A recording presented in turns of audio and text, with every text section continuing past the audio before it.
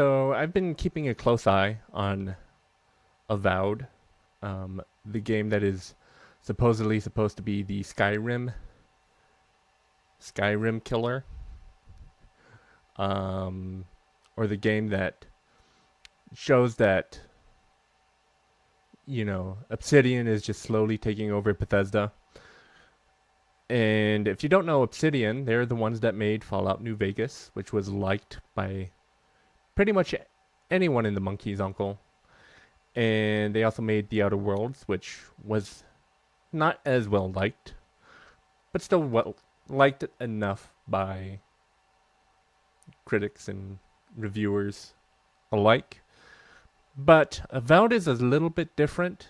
I first heard about the release and the state of the game through Luke Stevens, who said the game was absolutely broken, and to wait until the game is practically fixed. And then I started seeing the reviews, or the reviews on Steam, and it seemed very weird that it was kind of mixed, but it still held a mostly positive review rating on Steam. Now, obviously, the Steam numbers don't really show much. It hasn't even broke 20k players. Obviously, I think a lot of people are probably going to be playing through the Game Pass, because if you already have Game Pass, you're probably going to be playing Avowed that way, especially if you hear the game's kind of broken right now. But I figured, since I've been seeing the reviews of both sides, I figured I would delve in and look somewhere where I haven't before. I'm looking at r/Avowed, the subreddit for Avowed. So let's go ahead and see if we can find some truly weird takes and go from there. Okay, already, right off the bat, Avowed fans trying to enjoy the game with people screaming, "It's a bad game," because a YouTuber told them it is. Me, a Starfield fan.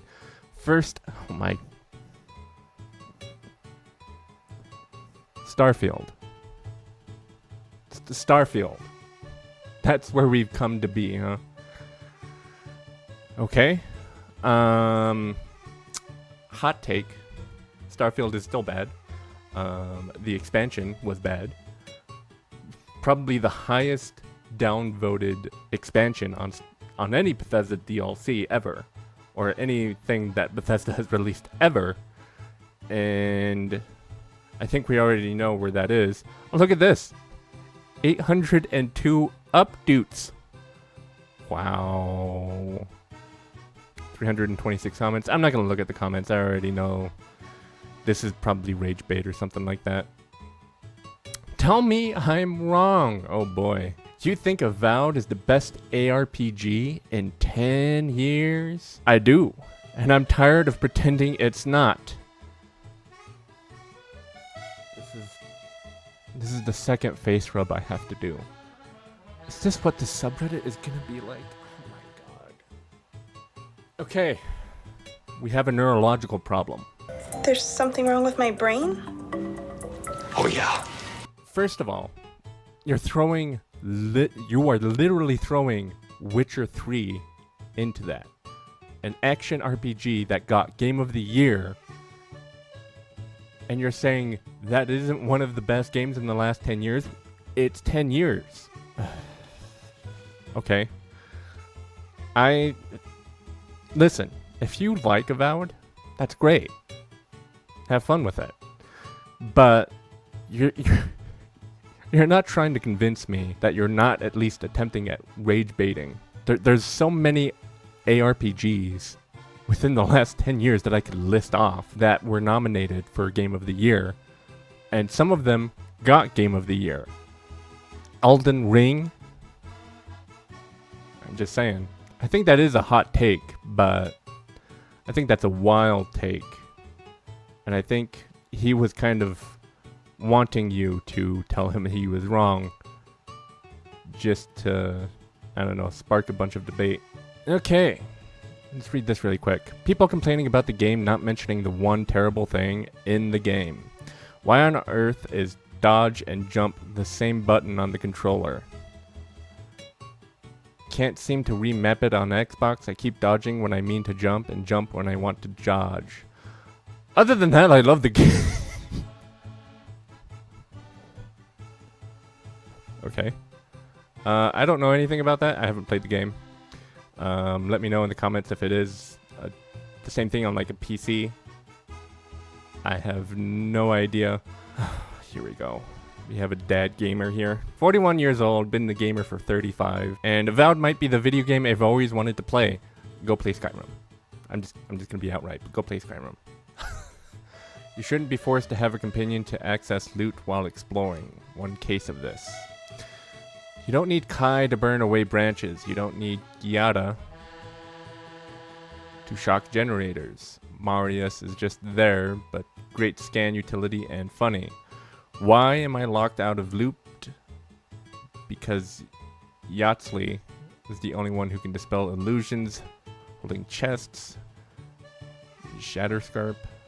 I like all of them, but I shouldn't be punished for exploring without her. Zero reason for that. I get the story bits, but other than that, silly decision, IMO. If you are forced to have a companion in the game, I think that's kind of indicative of how limited it is compared to Skyrim, Oblivion, Fallout New Vegas, Outer Worlds even lets you choose. So I think what it was trying to do, again, like I know inklings that the game was somewhat supposed to be a live service game and then got scrapped and remade to just be the companions. And I think the game loop was very indicative of that because it was supposed to be this cooperative game. But yeah, I get that because you shouldn't be forced to do anything. You should be forced to make your own decisions. So yeah, I get that one. One thing that is actually disappointing in this game, technically two things. No ability to keep playing your character after the credits roll. In some RPGs, you can keep playing and doing the side quests that you missed after the main quest is over, like in games like Skyrim and Kingdoms of Amalur, Reckoning. Also, no new game plus. The level cap is 30. And blah, blah, blah. I don't know. It seems to me that the game is very linear. I would say that about Outer Worlds 2. Not the new Outer Worlds that's supposed to be coming out, but the first Outer Worlds. With non-linear content after the fact. And I think that's fine. But if you're trying to compare a game to Skyrim, if you're comparing a game to Skyrim that lets you literally do anything, it's not linear at that point. It's just linear and with some aspects of RPG here and there. So, okay. I mean, this subreddit seems like it does actually spark some discussion. Absolutely loving this game 4 hours in. I've heard that about 5 or 6 hours in, it takes a nosedive. Of all the 4 games with the trope voice in our head that I've played, Avowed for me does it the best. The Cyberpunk does do the voice in the head thing? Don't really think so. I haven't played it since the 2.0 update, but... And also, like, you're talking about Baldur's Gate 3. Again, that one game of the year when it released. So it looks like the majority of it was kind of out of the way. Let's do a little bit of a post-mortem here. I think that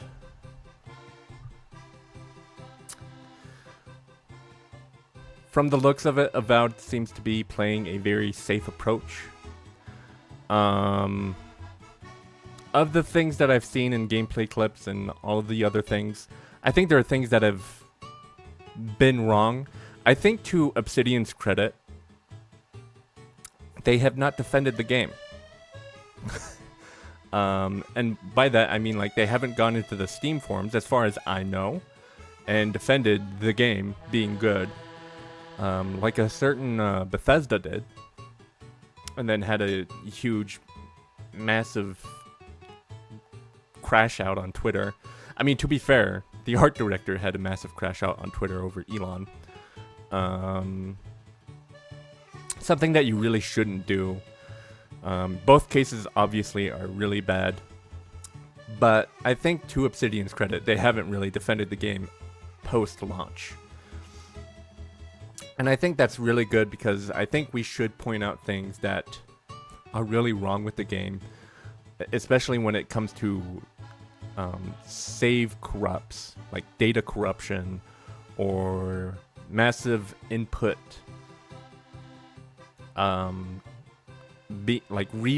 rebinding your keys out of nowhere, where your jump button is bound to print screen for some reason, and just things like that, or like jump/dodge should be separate on a controller. And to be honest, that's kind of been a problem for games, oddly enough, for the last 10 years.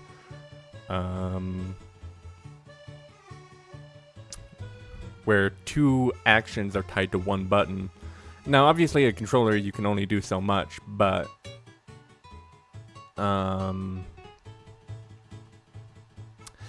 yeah, that's really when you start to see problems with games, or like chickens being like 2 frames a second.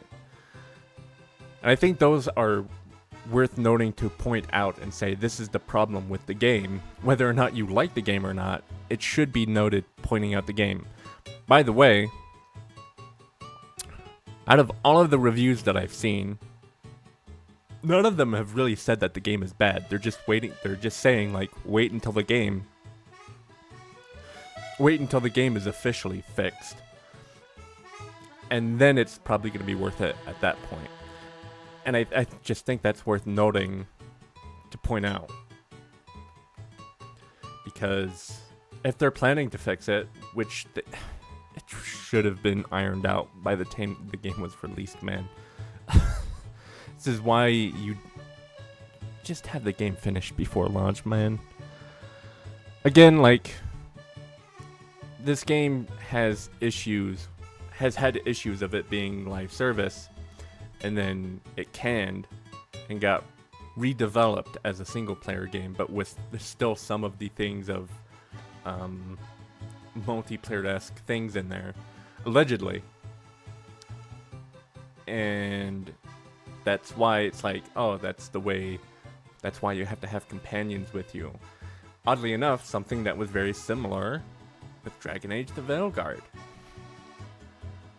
And I don't know, man, like, I made the Bethesda rant almost a year and a half ago, and it seems like it's a reoccurring theme, except with the Bethesda rant, it was more like the devs defending the game, which was a really weird thing for them to do, because they've never done it outside of that. And again, like, to Obsidian's credit, they didn't do it this time. But I think once you start having major problems on social media, attacking other people, I think you're set to have an uphill battle to win people over. Now, again, I don't think that numbers are everything, because, again, a lot of people are probably playing this through Xbox Game Pass.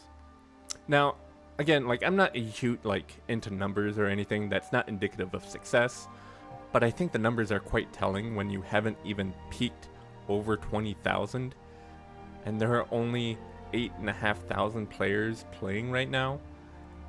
And again, I hate to bring this up because, you know, we're going to make this assumption. 24,000 players are playing right now because they like Skyrim. And 30,000 over in the 24-hour period. I think that's quite telling what's going on here. And, you know, whether you like the game or not, like, it's just worth noting, pointing these things out to the devs so that way they can push for a better release next time. Because once the word gets out that the game is broken, the game crashes at the end game, and you have corrupted saves, I think that's already kind of telling that, okay, well, I'm going to have a frustrating experience at that point. And it's probably not even worth playing the game at that time. That doesn't make it a bad game. It just says I'm just going to hold off until, like, the game gets fixed. The exact same thing happened to Cyberpunk 2077. So we'll see what happens with Avowed. I was really interested in the game at first, but then I started seeing more and more of the game, and I started getting less and less interested. And I think the numbers are quite telling as to why I wasn't interested. I wasn't really like a super huge fan of Skyrim, but I enjoyed playing Skyrim. And then when I see Avowed, I'm kind of just like, eh. It just looks like Skyrim a little bit. Yeah, I don't know. I think this discussion is worth having. Because then the devs kind of know where to go next. And it's not really helpful when we have such a mixed array of, I hate the game, but go buy the game, and I like the game, but I also really hate the game, but still go buy it, and it kind of jumbles things up. So I think if feedback is really necessary for the devs, it needs to be pretty precise about, hey, this game needs to be fixed, and it should have been fixed prior to the game's release. Now, obviously, a delay would have probably been pretty telling about how this game was going to be. I mean, it was already delayed. I think knowing, allegedly, that this game was already kind of a live service route-based game, I think it already kind of doomed it from the start, knowing it was kind of started off live service and then went into a single-player experience with still those live service elements in there. Again, essentially taking a Bethesda route and going a Starfield. I think it's pretty telling that Starfield and Avowed kind of share the same thing. So, fun stuff.